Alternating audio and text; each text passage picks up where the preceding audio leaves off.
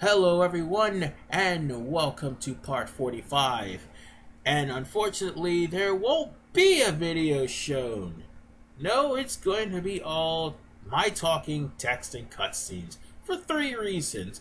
One, the Commsphere video is indeed an hour long. I tried to edit it, but I end up inadvertently deleting most of it and had to redo it, and I got frustrated. Secondly, most of the people you're trying to talk to will stand idle for more than 5 to 10 minutes, which makes things a lot longer.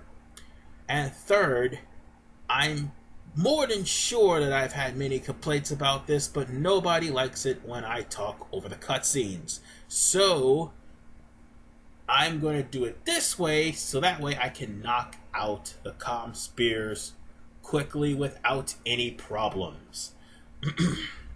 Alright, first up on the round 2 for Commspheres is Besaid. You're going to have to watch the sphere 6 more times in order to find the following scenes. The scene with Waka and the scene with Becklum. Those are the only two scenes you need to find. And you don't have to worry about meeting prerequisites so long as you actually did Chapter 1, Chapter 3, which is kind of mandatory on that point, and of course Chapter 2, like participating in the Gunner's Gauntlet instead of just like passing it up. Next up will be Kilika. In Kilika, this is the one that's going to pretty much make things aggravating because sometimes Bartello does not come out of Kilika Temple, other times he does and stare at you with a blank stare for 5 to 10 minutes. Now, once you do talk to him, he will break the Commsphere. If you have sided with New Yevon, that's it. Kiss your 100% goodbye because Donna would have already thrown her Commsphere in the river. Anyway, next up is Luca.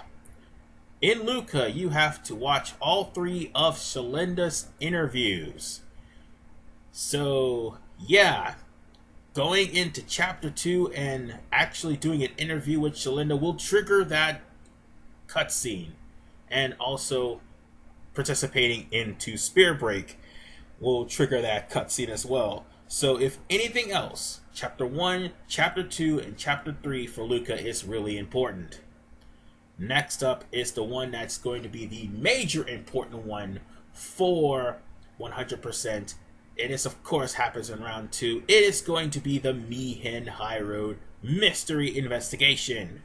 You have to join in it, but here is how it works. You have certain buttons. You're going to have the R2 and the circle. The R2 will shift through cameras. The circle will call Rin. You also have the X button to confirm which Commsphere you want to look at. The culprit we're going after is Riku. However, she is one of 6 culprits. And they are, as I've already mentioned in earlier parts, the Chocobo Eater, Callie, Rin, the Chocobo Prophet, and the Hover Driver. The Hover Driver has been left out in many walkthroughs, LPs, and not mentioned in many guides because of the fact that people want to just go straight for 100%. I'm here to tell you that there's only like 3 ways to get the Hover Driver, and that is to go to the High Road Inn to catch the Hover Driver drinking, and go to the crash site, and go to the New Road, and that's how you catch the Hover Driver. Also, in Chapter 5 mentioned Drunken Impact. But we're not catching the Hover Driver, we're catching Riku. First and foremost, you want to go to the ruins first where Riku jumped off of. If you saw Riku do that, Rin will mention something about footprints, but you also have to wait for the Machina to appear in order for it to actually get points for Riku.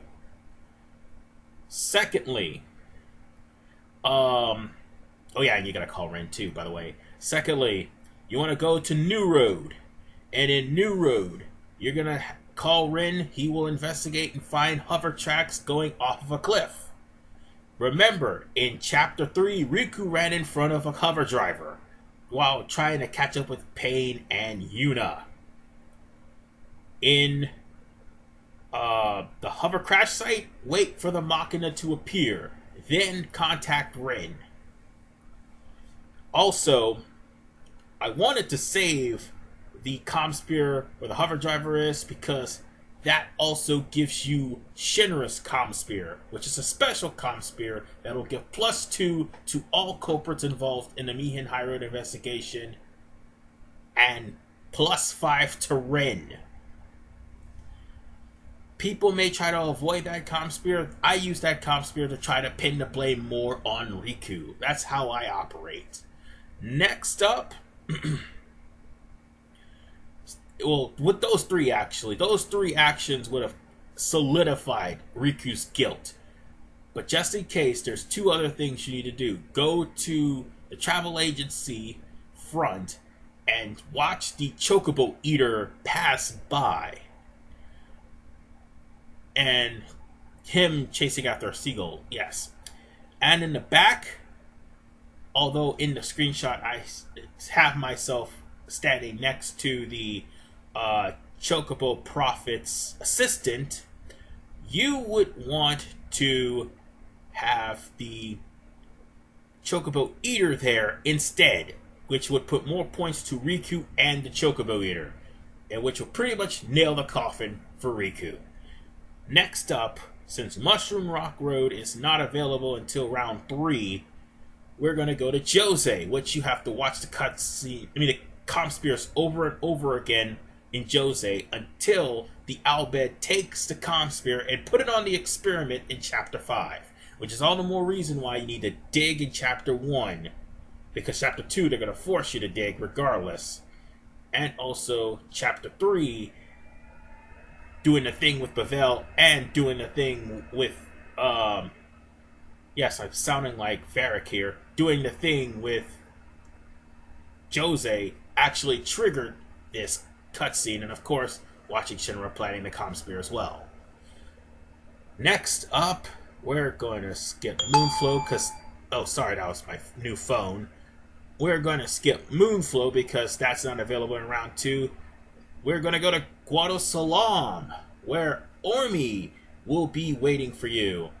You talk to Ormi, and that's the only scene you need to worry about. There are other scenes, especially amongst the the goons, sorry.